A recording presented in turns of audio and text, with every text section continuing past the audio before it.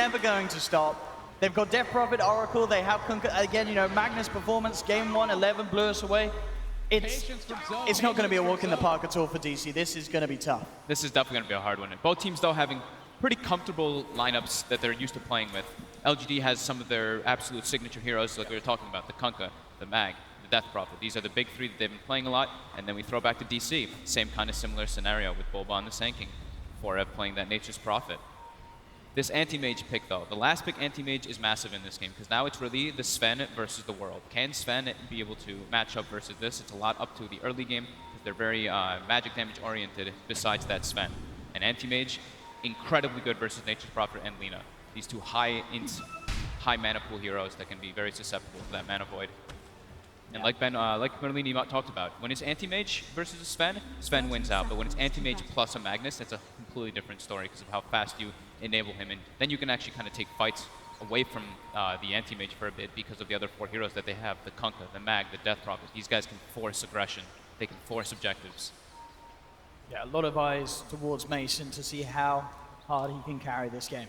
A lot of execution things coming into play, though. Like Ake mentioned, with the Oracle ultimate being able to be used with versus AA, you have to time it pretty well to get that heal burst while the AA blast is wearing off. And then Death Prophet, its Sven can be sometimes a little bit complicated too, because the Warcry is very good versus the Exorcism. So it's all about like how these fights actually start and who gets blown up and how well they're able to actually use the Oracle for the Fortune's End or for the False Promise. Interesting to see how this mid lane goes to begin with. Both Dubu and Victoria looking to back up their respective partners in this mid lane. See if they hang around. Let's see how either of these the safe lanes pair off. Is 11 going to be able to get away with it again and get a ton of experience? Is he going to be able to get all those last hits like he has been? We'll find out. Forev should be able to get a good amount more here with the help of Boba at the start. They're going to have those pesky treants plus a Sand King in the vicinity. While Victoria just tries to annoy Abed, as we kind of expect him to do. He's been playing around the mid lane a lot in the first minute or so in the majority of their games. Yeah, absolutely. Just trying to keep him on toes whenever he wants to come in with the torrent spam and such. And then that Abed. And maybe in this mid lane it should be a bit of an even trade in terms of farm. Of course, both having... Just gotta watch the torrents. Indeed, there is the connection. Siphon coming in. Not enough to get the kill, but a lot of harassment. And yes, exactly as you said. You know, if Victoria hits these random torrents, there's definitely potential to bully Abed out of this lane when he is alone. Especially when Victoria hits level 2. If they hit the far torrent and then he walks up and is able to close the gap and get an X mark off, X mark plus a Spirit Siphon, Abed will drop pretty easily if he's a little bit lower than full health. If he's full health, I think he can still survive for the first few levels. Up top 11, being forced to certainly be a little bit more careful than he was game 1. Doing damn well, though. He is still finding quite a bit of it, and he's got this nice wave coming down towards him. We'll see if Dubu can maintain control of this top lane with the side pulls and such as he begins to make them. Pretty impressive, because he actually got the block in the initial part of the game. He actually skewers back Mason to the tower to put some damage on him, just to be annoying. In the initial part of the lane, he got the range creep in front. Although Mason did also get denied a little bit afterwards, he was able to get that lane pressure coming out toward him. So level 3 already on that offlane mag, where you could expect him to pretty much be fully shut down from the AA Sven combo, as Ake was mentioning. It's a very hard lane to actually go up against with that hard stun plus the cold feet. Lane still both Abed and maybe standing toe to toe. It's turned into a true 1v1 now with Victoria turning his attention back towards the bottom lane. Yeah, Am is suffering a bit in last hits. 6-1. They have to make sure that they can keep him online. It's Death Prophet now. Got a head start. Should be able to keep that head start going. Now it's time to help the anti-mage, because he is the real full win condition versus the lineup of DC. Yeah, Forev certainly having a good time down here. Nearly has the phase boost complete. LGD really trying their best. They've got a lot of catch, of course, between these two supports. Once there's a few levels, they've got a bit of nuke damage potential as well. DC already has a massive stack up at their hard camp. It's already 1, 2, 3, 4. 4x stacked up for the Sven once he gets level 6. So that can be something nice to get the AA a faster level 6 online, with the Sven cleaving that down, or Sven doing the neutrals while AA just saps the lane, something along those lines. And now Boba trying to maximize. This is a good move. They forced a lot of aggression onto the anti-mage. They probably expected the Kunkka to be making those rotations. They actually do see him as well with that ward they placed on the river. So as soon as he makes the move away, Bulba's like, okay, I can at least get a bit more farm since 4F should be just fine down bottom now. Yeah, and they need to shut this anti-mage down as Phase hard as they can. Phase Boot's already on 4F. So Yeah, this lane's going to get scarier for this anti-mage. I'm struggling. But we know that there's definitely going to be the potential for him to have that real spike in farming potential once he has the Empower buff and at least that Battle Fury treads or whichever he wishes to finish first, so he can withstand the neutral creeps in the jungle and get that catch-up farm. Victoria has Dubu a big caught out. They catch the Torrent, but doesn't even need it. Maybe just walks up. This is going to be first blood for Maybe. Very nicely set up there for Maybe. Victoria was actually hiding in the Roche pit to wait for the rune spawn, and Dubu just didn't really expect that. Didn't even need to connect the Torrent. Look at this down bottom. Arme totally being bullied back here. He's only down to the last shared tango. Does of course have the Oracle that he can rely on a little bit to help heal him up, but level still aren't quite there. Yeah, Bulba making a nighttime smoke right now. They might be able to get the catch onto mid. Depends how far we see Somnus maybe come out. Got a lot of damage here. He's playing very safe with his position. Now he's on the edge. It's just a question of DC where to go. They've got a lot of stuns, a lot of control. There will be the TP in as well from Ferem, making sure that this is a guaranteed kill, and indeed it is. Successful rotation there from Bulba and Dubu. Nicely done. They got to make all those work. 4F TP's out though from bottom lane now. Ame gets the lane to catch back up. And during all that, it's 11. You know, we talked about the mag from the last game getting a pretty free lane. It's happening again. They are shutting down the anti-mage, but the mag was one of the big issues in the last one. He is coming off to a great start in this already. And even these little items, now that Ame has the Pullman Shield and the Ring of Hell, that's enough to sort of help withstand any sort of harassment that comes his way. And yeah. In fact, as it is for Ev, he's just making the long walk back to the bottom lane, so it's still a lot of time that Ame's getting that lane opened up, top lane. Trying to make the connection there onto old 11, but he did get the skew out in time. Now, I think he actually knows there's a ward there, too, because the stun from the distance, he felt like he was out of distance. He even pings it out, so we might see that being de-warded, which will hurt DC's early vision for sure. LGD now with the smoke. They're set up around Abed mid, but Abed seems very aware of this. Look at how far positioned he is on the right side. They've got a decent amount of catch there with the 2 points in the X mark. They may just go for Bulba instead, as they have him coming up to the high ground. We'll go for the Sandstorm, but of course they've got the Torrent to cancel the channeling. Somnus maybe coming in as well. Siphon's there. Bulba does have the Burrow Strike, will go to the high ground. Tries for the Quick Storm's connection, but it's not going to quite be there as Bulba will get himself out to safety. This mid lane now opened up a little bit for Somnus with this aggression and rotation from his two supports, Yao and Victoria. As we see the Death Prophet take the lead at the moment for the net worth. Still definitely the biggest discrepancy being that between the two safe laners, Mason. Obviously having the better time in this opening laning stage in comparison to Ame. Yeah. As long as, let's see how the supports are doing in maximizing. We actually have every single support in the game is level 3. So everyone's kind of suffering with their rotations. Victoria gets the connection onto Mason with the X2. They brought the Death Prophet around. They do have exorcism ready to go. Somnus says, we're going to fight it, boys. Forever will be across. Bulba with the Burrow Strike to hold back maybe. Mason pulls the contract, trying to man up with the damage. This Death Prophet's too strong. Takes down one, takes down two. They're not even done yet. Maybe they can look towards Bulba as well. 11 kind of skewers Bulba away though. Body blocking. Now allowing the Siphon to reconnect. The blocks. They're coming in for more. This Death Prophet having the absolute rotation of a life.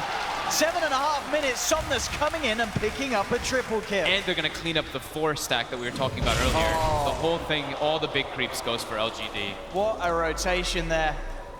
Could not have happened at a better time. Now they've got the Shrine up as well, so full heal back up 11. Level 7 mag with Arcane Boots and the Soul Ring are ready. That's pretty scary. The two big team fighters are absolutely online. That offlane Magnus, top 2 in net worth. Whilst this is going on up top, of course, all the more space for Ame to slowly climb his way back in. He's getting the solo XP.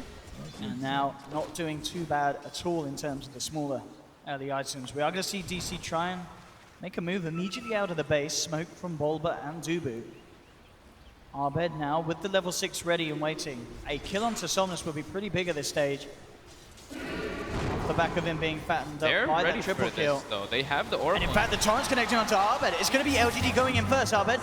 He's going to try and get his way out of it with the light strike, trying to play it out. Victoria looking to see how he can react, but already there's the wraparound coming through. DC, they will catch and shut down the Death Prophet. Maybe they can get more. Still with this haste rune, finds the connection with the light strike, and DC, they'll get a couple out of this one. Don't know if they actually saw the haste rune in the bottle. It seemed like, with the way that they made that aggressive move. They actually had Yao behind them too. It looked like he hesitated a bit on the Fate's Edict. Would have almost been able to block like the Laguna and maybe the Sand King stun damage. Could have potentially turned that fight, but just a bit out of range and just a little bit unexpecting the DC rotation. And now they're able to get a lot of tower pressure here. Should be able to bring it down as well. So LGD does have to make sure now, when they're playing versus DC, is to play around their ultimate timings. Unless they can get an AA right Victoria here. looking for the catch here. Dubu does still have Bulba in the neighborhood. They may not even be able to get him. He's going to continue to back up. Okay, with that Torrent and the Siphon, they'll certainly finish it off. The rest of DC out of there. The Somnus comes back into the lane, picks up a free kill. Top lane 11 now, with this maxed out Shockwave, doing a good job at trying to harass Mason back. I'm curious if he's going to go for the Battle Fury since they have the Mag and Power. I was wondering if he's going to go for Vanguard. He actually now queues up the Lincolns first. So I wanted to be able to deal with those heavy stuns that DC does have, just that stat bonus as well. It's a nice thing about having a mag. Don't need to go for that Battle Fury rush. You can have that stat advantage. Yeah, having the Lincoln certainly going to give him enough regen to hop around the jungle. They've got a ward behind the tower. They're looking for 4F here. Quite a nice know catch. Something's up though. Arbet as well, close by in the jungle. And indeed LGD not to catch anyone there with that movement. But an Arcane Rune bottom, and they have DP ulti up. This could be where they just try to force the tower with it. Yeah, straight away. And unlikely to see any sort of reaction from DC as this bottom lane's pushed in. Dubu at the moment up top, trying to find his level 6. He's only touching on to level 5 at the moment. They're trying to make the trade before it just goes top. They have a catapult wave coming in. It's 10-minute mark, so this should be able to put a good amount of pressure. That being said, though, it is a mag who is level 10, so Max Shockwave is online, plus the talent with that spell amplification to clear out the waves. And they look like they're going to be able to do a decent job of holding this. I mean, Bulba is there on the side. We'll see if any further TPs come in from LGD. They've got the fortification. The actual, their side, they're staying down bottom. They're looking to put some pressure now onto the tier 2 as well.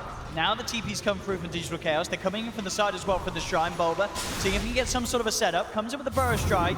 And then in return, I mean, Bulba could get turned upon. He gets silenced. There's Mason looking for stun. Finds it onto Somnus. With the Siphon already out on Bulba, they know that there's too much survivability on this Death Prophet for those two alone to commit. LGD wants their 2 supports to hit level 6 before they try to make anything too crazy happen. Having that boat online plus the Fortune's End will make their fight, well, make the Death Prophet super hard to bring down and gives them a lot more damage. Which right now, most of their damage is coming just from that Death Prophet. So, quietly, slowly but surely, look at the net worth. They're pretty even on the 3 cores. But 11 is the big one, where it's just like, this is the off-lane mag. He's already level 11, almost level 12 at the 12-minute mark, and he's going to have Blink Dagger at the, it seems like an even earlier time than the last game. This is truly terrifying. Radiant's top tower is under attack. And we know, we saw how well LGD can play around having that RP available, you know, shutting down games within 22 minutes. We'll see if they can get the ball rolling as hard this time round. They definitely have the tools to do so. Having this Death Prophet in their lineup, having the Exorcism back online, Rule Scepter done as well, LGD wanting to make use of this. But it was underneath and around that ward, so we'll see how DC prepare for this one. There's still no boat online, so it's 12 minutes, Kunkka's only level 4, but Oracle is 6 now for the saves. And with the Yule Scepter picked up, they actually might just find Mason They here. might do indeed. Mason caught in the jungle, will turn with the stun, but the X-Mark into the torrent is going to be on point. Pops the war cry, it's not enough to keep him alive. Mason caught out in the jungle. LGD. The dream pick-off right there. Abed now gonna just try to pressure that bottom tower. At least to do something with the space that was given while Mason's dead.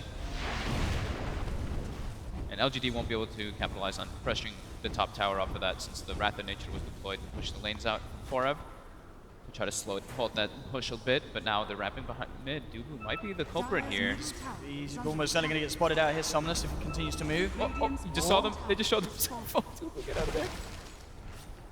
Victoria seeing if he can get the X-Mark, but indeed Dubu gets himself back up to the high ground. Does have that Ice Blast ready to go.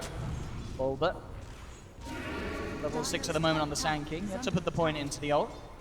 For the 3-3 at the moment. DC doesn't have great ways of starting the fight, while now LGD has multiple ways. With that Magnus Blink Dagger and with the X that we previously stated, it makes it easier for them to get those catches. While DC, there's no Blink Dagger on Sanking, and Mason is also still about 1,000 gold too from that Blink. So no way for them to just get on top of LGD and force initiation. And during all this, they post up 4 heroes mid from LGD, while Ame just slowly but surely accelerates with that power. So the downtime definitely benefits LGD during this. And they very nearly have the ultimate orb on Ame towards that Lincoln Sphere. As we were saying earlier, once that's there, he's going to feel very confident jumping into these fights. Mason, from the God Strength, trying to speed up his farm. He needs to do something indeed, as we can still see the 3 individuals of LGD, the highest in net worth at the moment. Mason just scraping behind that Death Prophet. Look at how the supports are playing on LGD though. They are literally not moving from maybe side. It's pretty hard for them to bring down the anti-mage at this point because of how tanky it is. They have to pretty much get all the stuns on it. Oh, they will get the wrap around it straight away with the Ice Blast going on, so maybe he does have the self-kills, but he falls down low and he gets taken out. The Dragon Slave's enough. You see, Perfect. that is a big pick indeed. Catching out that Death Prophet. Leads into an objective as well. Most important, heavy kills for DC here. Yeah, alleviates the threat of potential pressure from LGD as well, making sure that the Exorcism is off the map for 15 seconds, blink back from Old 11, and indeed DC. They'll get away with taking this tier 2 for now. So instead of going for Lincoln's, picks up his own Battle Fury. Change his mind. Change of plan. Wants his own. He wants to be, since the way that the pace is, like he's just playing completely away from the Magnus. He doesn't want Mag to cross the map and keep having to empower him. So having your own Battle Fury can have its own benefits. I mean, maybe, you know, as you say, LGD themselves realize, well, we can absolutely just play the farm game. And of course, having the Battle Fury and Empower is insanely ridiculous. Having almost, what's it add up to be this, what, 100% cleave or very close to. It's incredibly quick. How fast you can get around the map, clean up these camps. And very little chance that Mason can catch up purely by farming neutrals. They've got to find action, they've got to find fights. In fact, bottom lane, they're looking for it. Bulba leads in. Ice Blast will be flying through. False Promise out just in time, but this is going to be a lot of damage out to Somnus. He is very definitely gone. Too much damage being built up, and he will pop. LGD lose 2. DC doing exactly what they need, getting involved. They'll get the Courier as well, as also picking up Victoria. Getting 3 there. Absolutely perfect. They know that they can't play the farm game against this empowered Battle Fury anti-mage. They have to look for these fights, get Mason involved, and that's exactly what they've done. Yeah, Mason picking up that Blink Dagger first instead of going for those other type of farm items is really important for them to keep that pressure going. He knows that Bulba wasn't getting it too early, so he made the judgment call of going for it. Bulba getting that nice stun as we see, and with them just completely outnumbering, and you can see LGD is nowhere in the vicinity to help this. Absolutely not. They get the False Promise out, as we say. No amount of siphoning is going to offset the damage coming through from these cores on DC. Big fight there for Digital Chaos, getting some of this momentum that they struggled to find in Game 1. They need to get those pickoffs. Like that one was perfect too, because RP is up, so it's a risky kind of play, but they were aware of where LGD's heroes were and capitalized on it very quickly. These moves need to happen super fast. That's the nice thing about having the Lina, having the Laguna, and having those burst heroes. Still though, as we can see, Ame, the anti-mage at the top, was not involved in that last effect, keeping himself well ahead of the pack. Manta Style next up. And his, we touched on it slightly during the beginning of the game, but him matching up during this versus the Sven doesn't match up incredibly well, of course, unless you're very far ahead. But versus Lina and Nature's Prophet, it's the dream.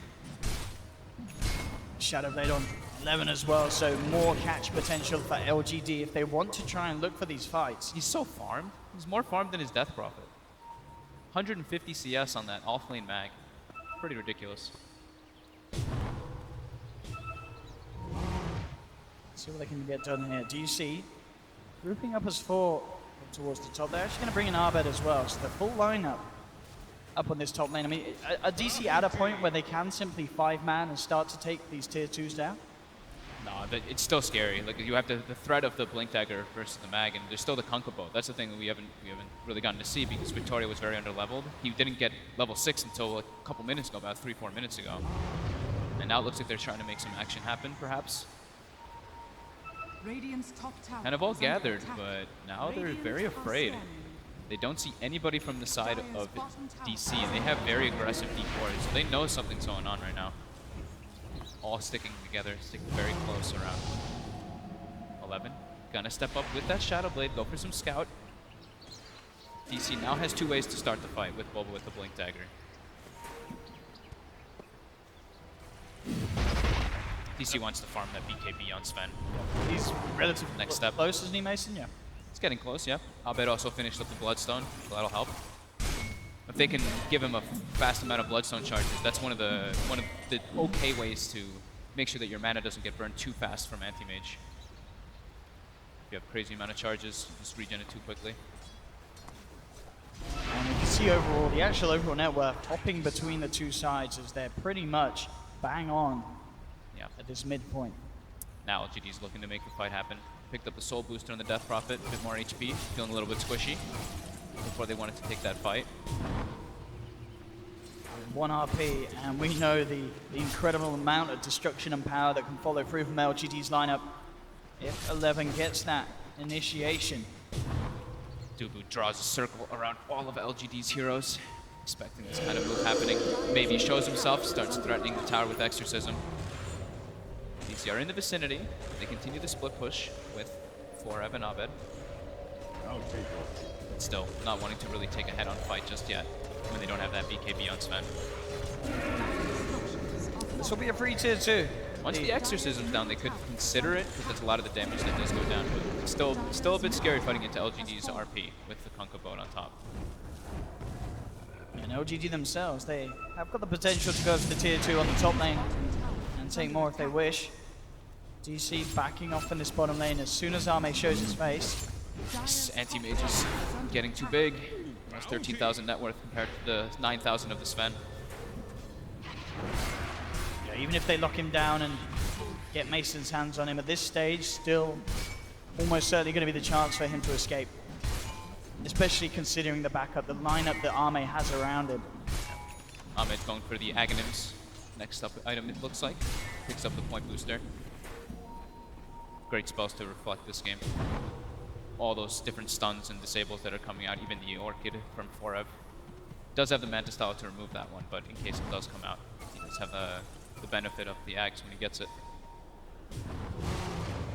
So this ward by DC is very good that they place in their defensive jungle. It's a very natural ward that you see placed versus anti-mages and versus these heavy farming heroes.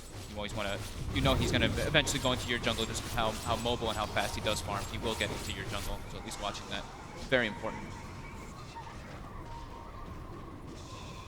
Pace slows down quite a lot though, 6 to 8, 21 minutes. Yeah, and as you said, you've really got to feel that this is definitely LGD being happier with this sort of passiveness. Yeah. With that, just the speed that this anti-mage is climbing. Yeah, the Death Prophet's not farming a crazy amount, but he's not the one that, you know, he matters, but he's not. Oh, the RP actually off the mark. The Blink Dagger pickup from Abed, able to juke it out. The unexpected Blink. Now DC, they're going to try and do something off the back of that whiffed RP. Smoking up Bulba to the high ground. They could look for Roche. This is also definitely an opportunity with no RP available. They know this is going on though. They were pinging it out. They look like they want to try to make an engagement. With no RP, it can be very tough. And Forev has been scouting non-stop with those Treants. Yeah, smart move here from DC.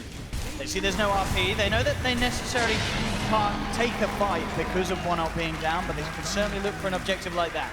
Grabbing the Aegis, getting it into the hands of Mason. They see Abed, he does not have the Aegis. Looks like they want to try to make it go on him. 11.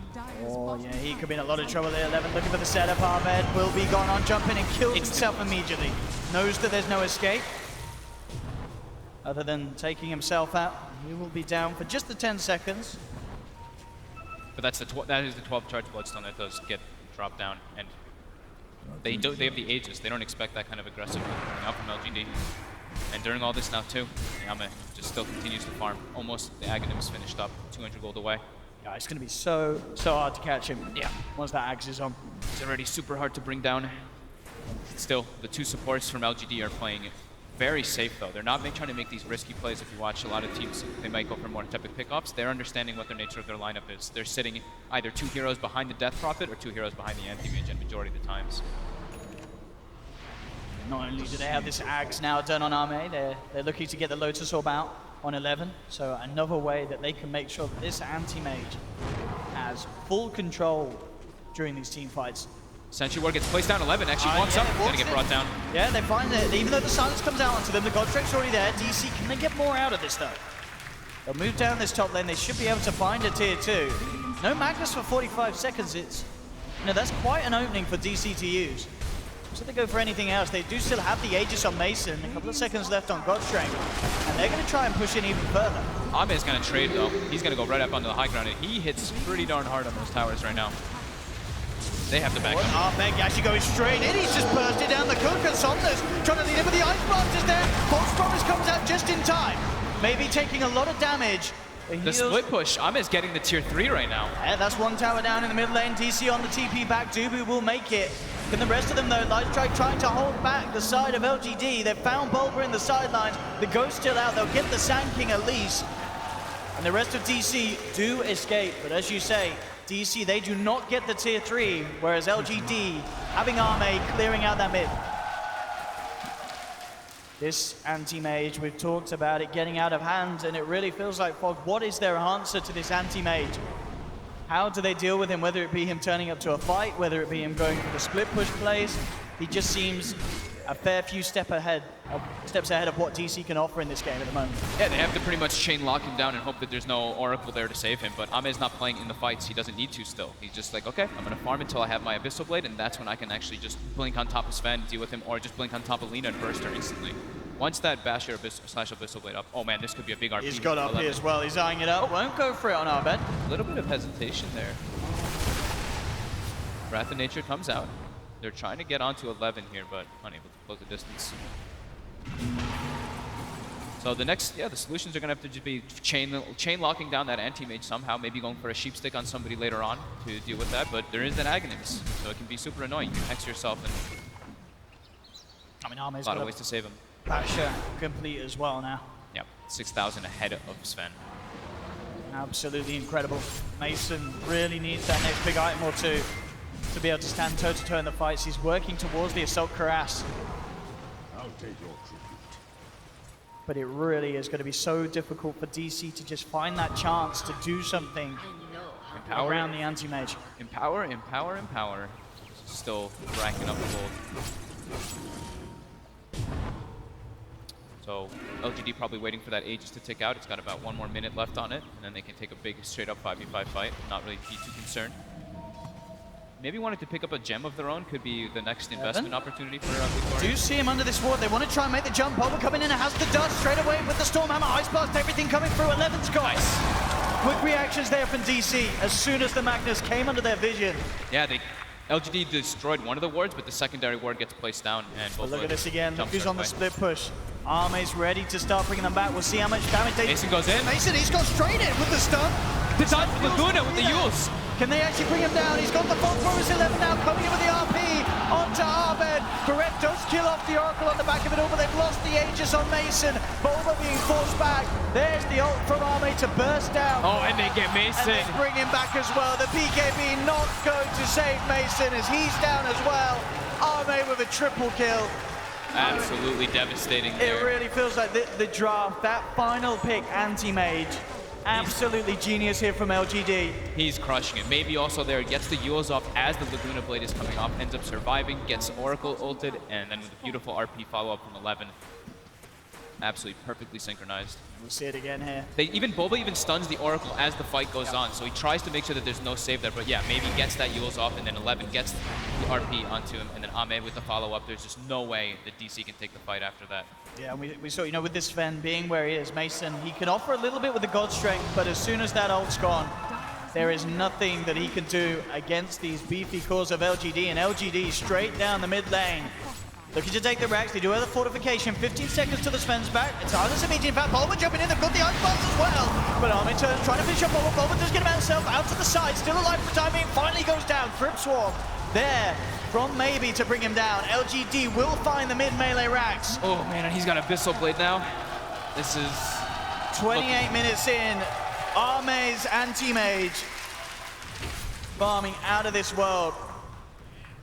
Dire's top shrine is yeah, under he's attack. got 410 CS, Owen, at 28 minutes. Almost 14 CS per minute right now at this point. Absolutely crazy. I mean, LGD, Dire's top shrine as we said at the has start, fallen. the lineup, this draft that they have, it looked terrifying on paper, and in this first 30 minutes of this game, it's looking to be exactly as we expected. LGD with very little few flaws in their execution. They've kept all tier 3s alive. They've managed to close in on this mid lane, and they have this anti-mage, nearly 10,000 net worth ahead of Mason Sven. Yeah, it's really nice that they have, you know, the Death Prophet Crypt Swarm plus the Magnus Shockwave to go to stall it. They do try to make the go They've here. got the Ice Blast, they do have the stun, but again, the false promise is there. He has the self-fuel, trying to get himself out. This should be enough damage, but 11 comes in with a 3-man RP. And the Here bullet. comes the shot. Triple kill for Arme. Mason pops the BKB, tries to jump at the heels, bringing Maybe he's Stefan alive. back up to full life. Boba looking to get off the epicenter, he does, but he's down. Arme gets the ultra. He's looking for the rampage, but Farem sprouts him back. They're gonna TP out. They get the silence. He's gone for the rampage. Can he get the rampage? He can! Arme playing out of his mind. The team around him going absolutely insane. LGD, 14,000 net worth lead. They're ready to close in on this top lane. That team fight execution, literally perfect. Maybe gets false promised, gets the Yules off, gets full healed in the fight while the RP comes out with the boat follow-up. Such beautiful synergy just between all of the heroes on LGD's lineup. Look at this attempt. They go in, but straight away, the Yules is there. The stun's purged off, and bam. They look at With the amount of Fate's damage he Edict takes. as it comes up. The Fate's Edict eats the Laguna, so no damage. An 11 with that positioning, perfect RP into the shark there from Victoria. And then typical AM contribution. Walks in, mana voids, get 3 kills. Easy rampage for Arme, level 25. Pushing on this top lane, they'll have Mason back up in 5 seconds, Forever as well, and a few more. But this top rack is almost certainly going to be gone. Boba leading in, they do have the Laguna and the Ice Blast, that's 11 down. But the melee racks are already gone on this top lane. DC will not be able to hold on to those. DC, can they turn this around? What is the ideal situation for DC? I'm not seeing too many options I for mean, them, this to be honest. anti-mage.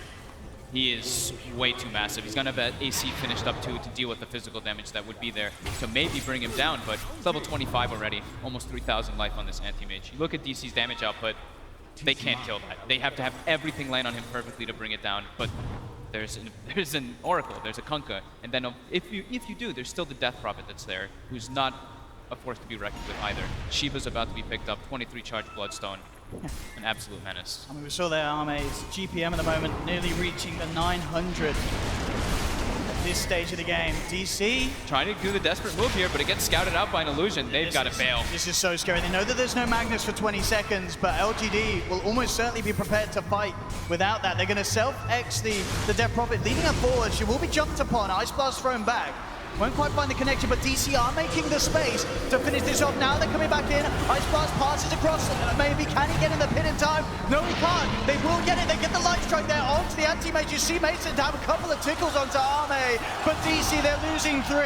Mason's trying to get himself out there. Oh, with the X. It's already been used. He's going to get X back. He has the war cry. They've got the catch. But they're chasing in from the side. Maybe wraps in. They've got the control. They'll burst through the Aegis immediately. And they're ready for round 2. GG is born. LGD knocking Digital Chaos out of the tournament 2-0. 11 with an RP of celebration. What a performance. This team, I mean, out of all of the sides that we've seen in the upper bracket and such, people, they may have kind of been sleeping on this LGD team, but bam, they've shown us that these guys are incredible. It's just that Magnus, how much farm he actually does get, the threat of the RP, that Empower, the high level Empower, just allowing Ame to farm all over the map while maybe another 4 pressure, giving all the space in the world to be that carry, but that last pick